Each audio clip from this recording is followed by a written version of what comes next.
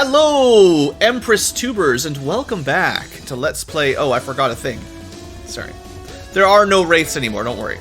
Welcome back to Let's Play Xenonauts X Division with me, BlueAnkylo. Last time, we did a surprise dreadnought terror. Actually, not a terror mission, but a terror unit mission. You know, it was full of terror units. And we did, in fact, get an Empress. So, today, let's have a look at that Empress. The ultimate authority among the Xenomorphs. This magnificent creature should allow us to finally fully understand them.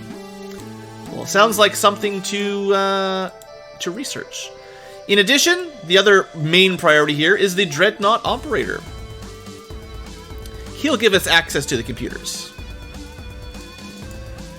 I'm gonna say they're kind of equal priority, but I'm pretty sure this guy leads us to a data hack, and that's gonna take a while and unlock a bunch of other stuff.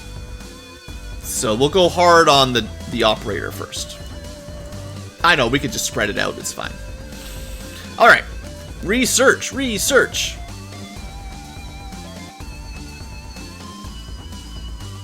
should probably go more than 2 speed. See, it doesn't take very long to interrogate these guys. So standard operator interrogation. And our final size and data hack. Very nice. So, the last one, interrogating all the operators, gets us something about high-end energy generation. Sure. We'll get around to those guys, don't worry.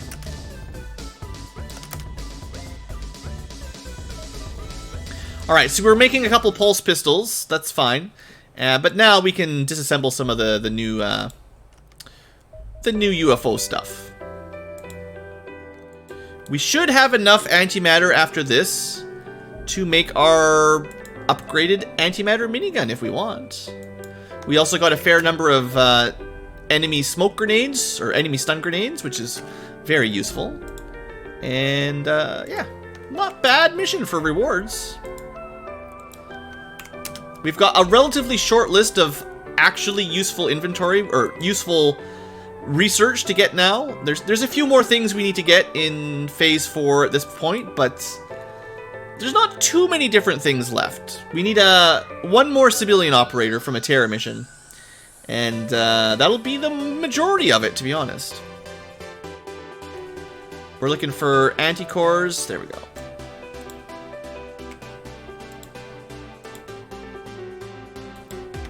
Alright. And, you know, we should be getting the data core from the dreadnought pretty soon. That might unlock something, you never know. Probably new weapon. New aircraft weapon. So yeah, it's about time. It's about dang time.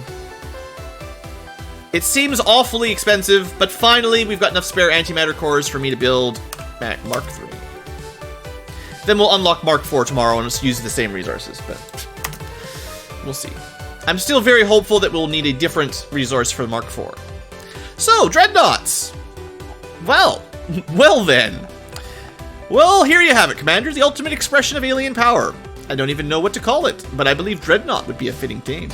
Because that is exactly what it is, a weapon of terror and pure destruction. A ship they only bring when all they want is to obliterate everything, no matter what. Because that is exactly what this behemoth does, obliterates everything. It's a killer, a planet killer. It is not even a ship of the line. This is not a ship meant to fight. It's a ship meant to bombard and destroy everything in its path. And they are not even using it, just showing it off. The sheer arrogance of that makes me cringe. Now, that is personal. I promise you, Commander, since your flying boys have brought this one down, I will reap all of its secrets, even if it is the last thing I do. And if I don't find something in its belly that will help you stop this invasion once and for all, you can send me down to those gorillas in engineering. Send me down to C-Team. What? Oh, sorry, Commander. On to the matter at hand. The Dreadnought class is an artillery weapon, as far as spaceships can be considered artillery, when every projectile is basically flying forever without any friction. The difference for the Dreadnought class is that every torpedo cannon has self-path correcting projectiles which can evade planet-sized objects locate, select, and track different battleship-sized targets over large distances, and are capable of calculating gravitational pull to a certain degree, evading black holes to hit targets, for instance. Don't go over the event horizons, etc. Obviously, there are different weapon loadouts for the Dreadnought UFO class, but they usually consist of having a main cannon with a reliable damage and a torpedo for launch over the greatest of distances. Right, this song. The UFO, where was I? Sorry. Main cannon with reliable damage, torpedo over a great distance. Come on, relaxing music, please. Just trying to read the science. The science! The Dreadnought has a fast-firing weak beam which does reliable damage given enough time, together with a single heavy torpedo launcher. So the good news is our anti-missile weapons seem to take care of the torpedoes, and the weak beam isn't too bad, although you don't want to fly into it for too long. Additionally, the Dreadnought Rage are planet destroyer weapons if used and can obliterate half continents in seconds. Any serious resistance gets annihilated in seconds as soon as the Dreadnought Rage hits its targets. Best defenses against that is not being the target of this weapon. I guess it's a good thing we shot it down, or theoretically they could have just destroyed the planet, right? But they're not really using it, they're just scaring us. The Terror Dreadnought we encountered so far has a more diverse weapon loadout, on the other hand, opting for heavier cannons and multi-hit torpedoes for less destructive power overall, but more versatility. The Terror Dreadnought is still a fair bit more resilient, but the Dreadnought is still 3 times as resilient as number 3 on the rankings. It's the second most resilient. Anyway, the Dreadnought class has the most concentrated firepower and can cause tremendous damage given your opponent can't overrun the defensive position. They shine against any slow-moving structures in space, planets, and big UFOs. Now, I didn't find it very hard to shoot down. So, the Cyclones are very quick, and the torpedoes are pretty good. They doesn't seem to have any anti-missile defense. I would expect Furies probably get shot down pretty quick. Lotuses maybe have the anti-missile system to protect them. I don't know. We only fought one so far, and it didn't cause too much trouble, but, you know, we'll see. We do get a pretty good amount of resources, although not quite a mothership's supply. No new research. Yet. But probably one day. I was kind of hoping that would give me a new bomber, to be honest. Something that's not an Archelon. Do we really need any Archelons? Anyway, we're missing the extreme cargo ship, and that might be all for now. I think I see everything else that we should be having on the regular list. Anyway, science! The Xenomorph Empress is the ultimate pinnacle in the Xenomorph hierarchy. It appears to essentially be a queen type at the very top of the scale with a huge resilience, better armor, and a deadlier spit attack.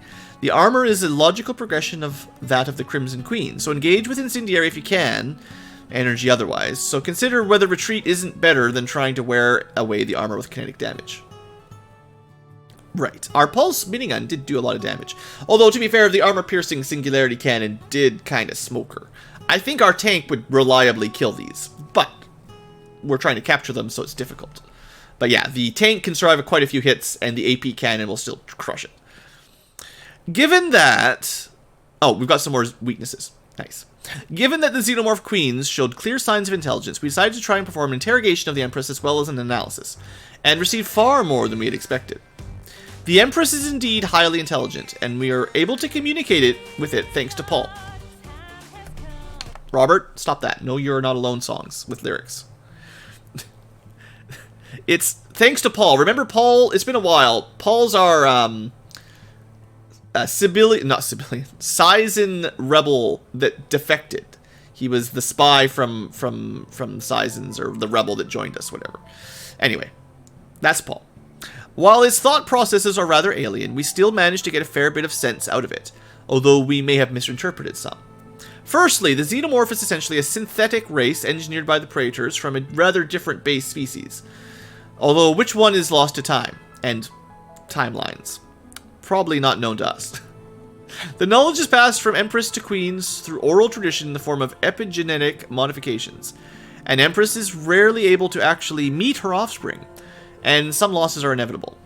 The purpose of the Xenomorphs seem to be to act as slave terror troops, and the Xenomorphs hate the Praetors for their slavery. and seem to have worked with whatever means they can to subvert their role and to harm the Praetors. And this Empress seems to believe we may serve as a means to at least hurt the Praetors, which is why she cooperates even though she knows she herself is doomed. The Xenomorphs are asexual, intended to reproduce only as results of Seisons injecting hosts with larvae extracted from an Empress. However, the Prime Exemplary, i.e. the first Empress, managed to somehow trick the Praetors as they tinkered endlessly with her genetic makeup and tested her after each change. Yes, apparently they have that mastery. Into getting them to fail to completely remove the ability to generate eggs. The egg sacs we have been removing from queens, and have managed to keep that ability secret from the Praetors ever since. And Seisons don't ask questions about what they see on the battlefield. Eggs produced are hidden away in the stomach of lesser xenomorphs large enough to carry them, and are then spit out on the battlefield, or in favorable conditions inside a UFO, where it may hatch into a facehugger while the craft is in flight. Facehuggers act more intelligently in the low oxygen environment of a UFO than on a battlefield on Earth, and can seek out and infect an isolated alien, allowing a Praetorian to hatch without the rest of the crew knowing. Once the Praetorian has matured into a queen, which we did see once, and then further into the final stage, the UFO is doomed when hell is suddenly unleashed. And a crash is inevitable, with no witnesses. In an ironic twist, the Praetors seem to intentionally have made the Xenomorphs immune to psionic influence, possibly to prevent them from being used as puppets in the Praetorian power struggles. So, a lot of science, but hey, that's pretty cool. There's more thought going into these things than I was expecting. The Empress will provide all kinds of chitin and fangs if we bother to capture another one.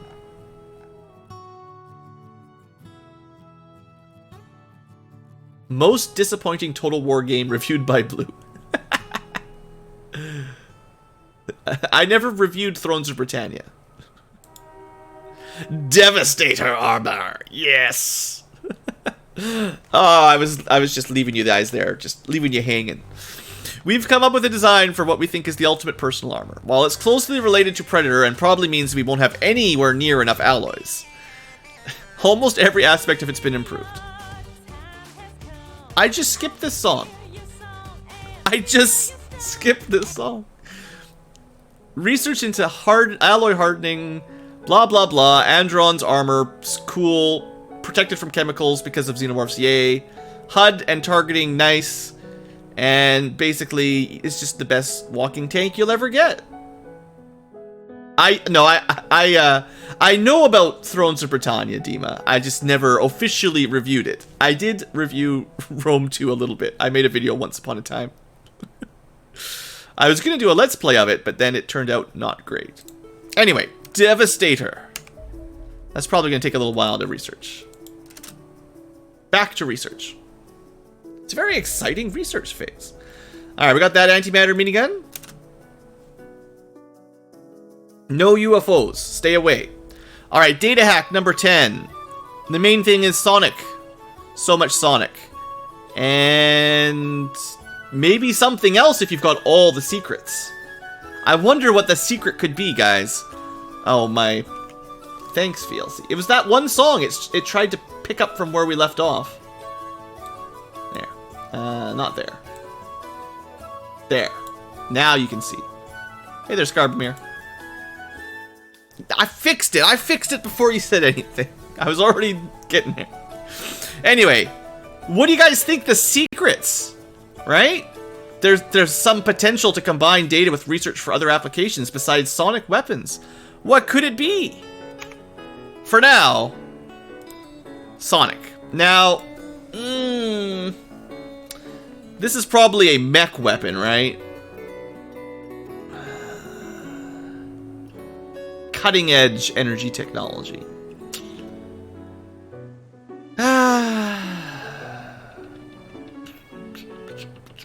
For now, we'll just research them all in parallel.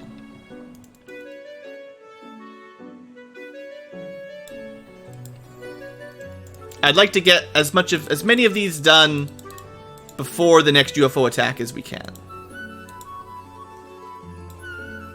Yes, I know the top screen is messed up again. It's because I had to fix that thing, the VLC track. All right, we'll get those going. Get that Devastator armor. We'll get to the Seisen guys later. Come on, armor. Don't be 100 alloys and 100 alenium each. Ah, the UFOs! You're supposed to give me some more time!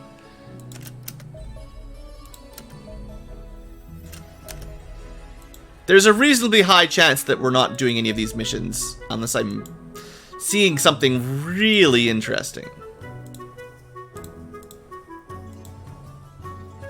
It's lazy, but I must see if I can build anything awesome. Plus, a lot of these just looking like shuttles anyway. No time to do shuttle missions.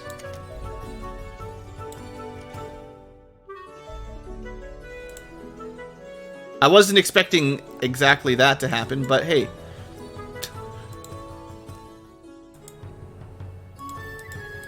You know, Iceland base. You can finally shoot something down in Iceland. Alright, well you guys head home, I guess. Or shoot something down.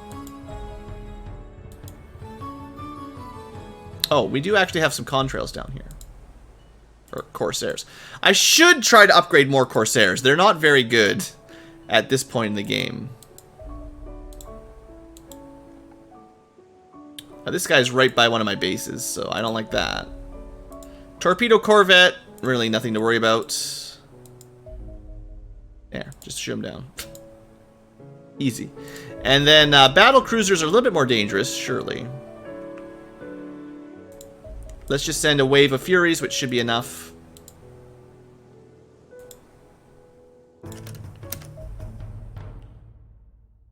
Contrail. They are our upgraded version. This should be easy enough.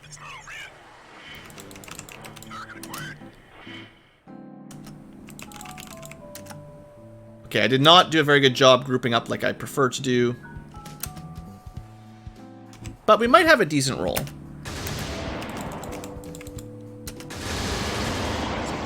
Not ideal. But it worked enough. Alright. I wasn't sure if that was going to work either, but so far, contrails are just fast enough that I can make a couple mistakes, basically. If we were playing with Corsairs, this would not work nearly as easily. You know how it is. Was that not over? Oh, dang it. The whole point of that was to get them over land so I'd get the alloys out of it, and it still didn't even count. Whatever. There. Well, we're not catching that shuttle. Or that shuttle. If we're gonna spend a lot of time chasing these shuttles around, I can feel this. Oh, we caught one randomly. That's not what I meant to click. No, I meant, dang it. Just shoot it.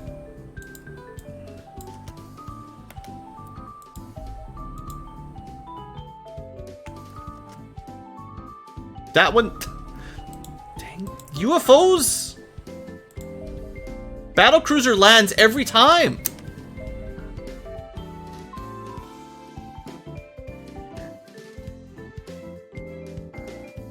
Of course. Of course!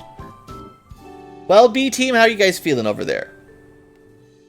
This is technically you don't have a civilian dreadnought operator, you know?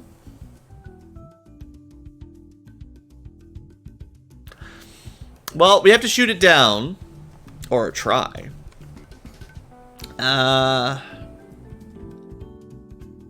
Terror troops again. I wanted to get that civilian terror operator, which we won't get here.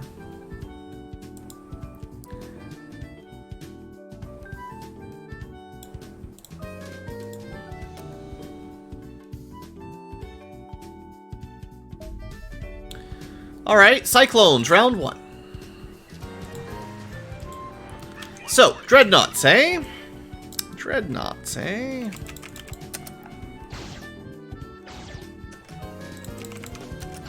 Step one, don't run into the torpedoes. And also, while not running into torpedoes, clean up with safety the interceptors. Should be easy. I don't like to do... Yeah, messed up my timing there. I don't like to do the roll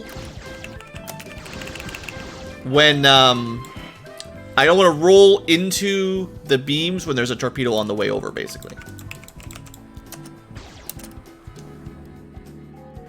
So it throws off my angles here a little bit.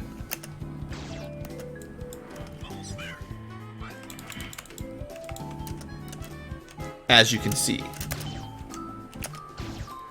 Got him. Alright.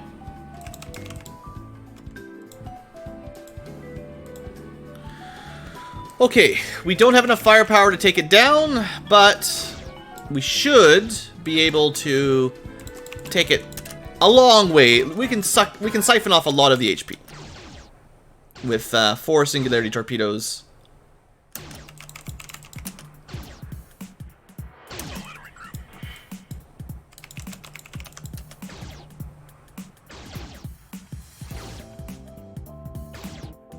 We're definitely taking some damage. We launched our first torpedo. I think what I'll do here is get out of the way a little bit. Just to buy us a little bit of time for our next lock. And then fire, and I think it's just... we could do a little bit more damage by doing a flyby. Oh, let's do a flyby. I figured...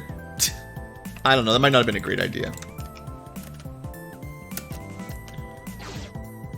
Problem is just those rapid fire beams. They're not missing us. You can see there's nothing. They're always hitting us, basically. Kind of like a sonic weapon, always hitting us.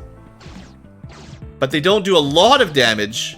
I think the trouble is, like, this indicator doesn't show you exact percent of HP. Or I guess if you kept an eye on the health, if you can read that. It's just slowly ticking down. It only updates at like quarters, like 20, maybe 20, 40, 60% kind of things. But we did escape.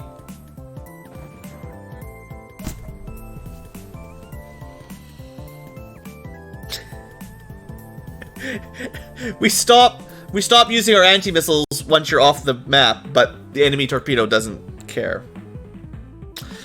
Oh, air game. I had to say it. Yeah, that's a quirk of the air game that I'm not a fan of.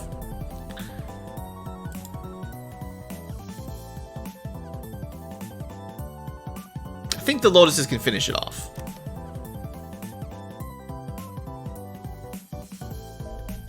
It's technically over land. So, 2 more torpedoes should do it.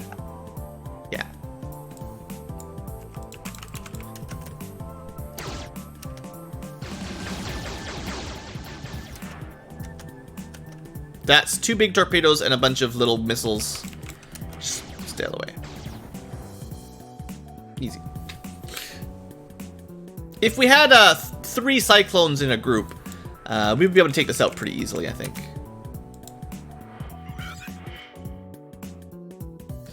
Well, should I do that mission or should I just try to get some research? Because we're really close to better armor. I mean, we're researching it right now. B team is geared up. It isn't going to be harder than a mothership, but it's another 2.5-hour mission. I should probably do it, shouldn't I? Let me shoot this down first. Yeah.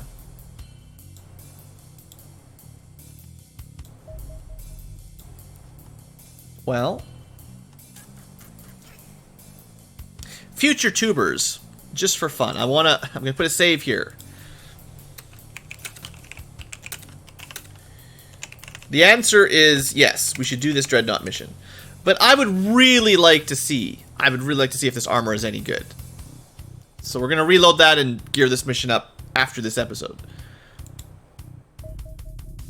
Sonic rifles, cannons. This stuff doesn't really matter. What I want is Devastator armor. I don't think the sonic weapons are ever going to be good. I've got a feeling they're going to be bad. You guys in the future are getting a sneak peek the way the live tubers often get now. So this will be another version of the mech weapons, which once we build a mech, we could talk about that later. Not really surprisingly, the armor is taking a long time. But there you have it. Look at them stats and weep. Oh, that's some good stuff. It's also got blue lights. Hello, Commander. I have some good news and bad news. No, wait, actually some extraordinary news. And some mildly bad news. The good news, you say? Well, okay, well, my miracle working stills came in handy. Here I present to you the Mark 12 Devastator personal armor. Yes, I admit those monkey wrenches down in engineering had some good ideas. About time, I should say. Yes, to the point. What you have in front of you is the ultimate expression of personal tank armor. To power it, I've managed to scale down the alien fusion reactor technology. It's nowhere near as efficient in the miniature form, but it's more than enough to run this suit for the length of the war. Possibly the length of this decade, actually, now that I think about it. Once we have the electromechanical exoskeleton operational, we plate the whole thing in hardened alien alloys, giving it a level of resistance to kinetic, energy, chemical, and incendiary damage that is currently unmatched. That's not all. Conventional measures of protecting are almost meaningless by this point, but a Devastator could walk through molten lava or withstand a small nuclear blast with little more than superficial damage. On top of the strength increase provided by the hardware. On top of the strength increase, more than 190 strength, I've also included a top... Maybe, I'm not sure if that's actually physical strength. I've also included a top-notch chemical injection system modeled on our latest research. Did my audio die again? You guys are gonna have a hard time listening when my audio keeps glitching me out. That's twice in a row, come on! The aliens have hacked in. Depending on the song, sometimes I can hear it, but some songs have kind of an echo effect and it's hard for me to tell if I'm listening. I don't know why we're getting this problem today. Jeez. Come on, Windows 10. So, something about, I don't know when that started, probably not too long ago, but we can walk through lava, and we're way stronger, maybe. We've included a top-notch chemical injection system modeled on our latest research, increasing accuracy and bravery by a whooping margin. Whooping margin. They don't just act like a tank, and they feel like it. I should also mention that the Devastator armor, while restricted to heavy weapons, has two useful benefits regarding them. Due to the weight of this suit being over 400 kilograms, no bracing is necessary before fire. That's the same as all heavy weapons. Incurs no accuracy should you move before firing. Yeah. Our soldiers are going to like this armor, Commander, and no doubt about it, so have a few made and watch them smile. But the bad news, uh-oh. This is decades ahead of our current Earth technology. I doubt I can improve this design any further on my own. Even my genius has its limits, you know. But on the bright side, we'll either be dead or victorious by the time this design would need an upgrade. 10 accuracy, 60 bravery, 40 health, 25 less reflexes, 16 range, 16 vision with a bit of a view cone. I don't know if that's any different than the last one. It's actually slightly wider view cone, technically. The Devastator features the absolutely best of psionic defense capabilities we've ever seen. Rampaging around with highly psionic defenses and 4 charges available, you will rather lose the soldier to lethal damage before succumbing to psionic attacks. 72 alloys, a bit of fibers, and 24 aleniums. Not even that bad. Not even that bad.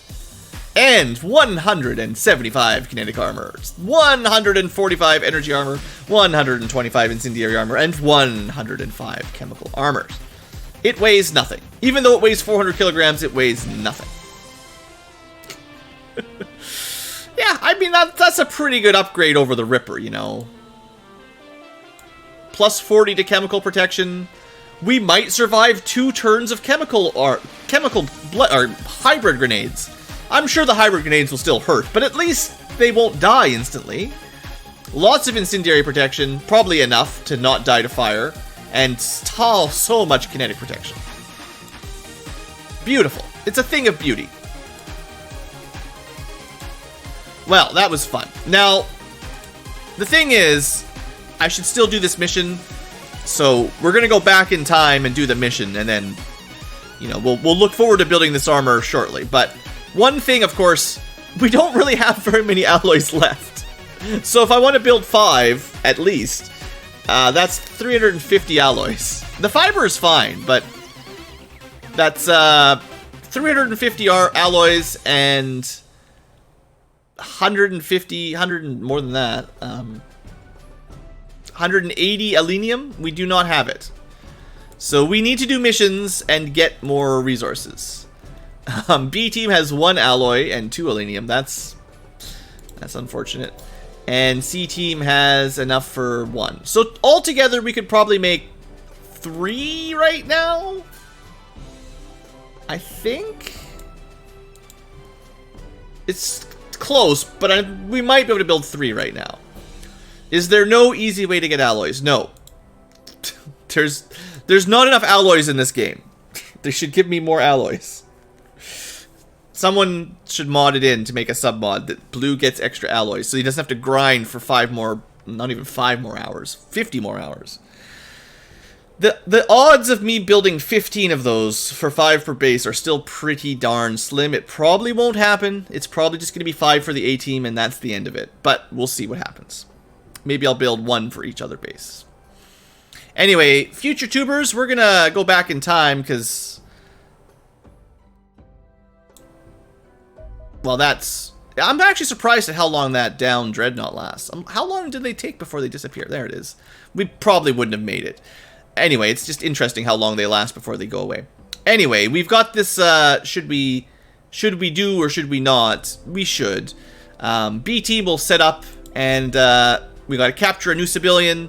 It's some more terror troops, so at least I know what I'm getting into. And I'll probably send them some antimatter weapons or something and rocket launchers. You're just not going to waste your alloys? Yeah.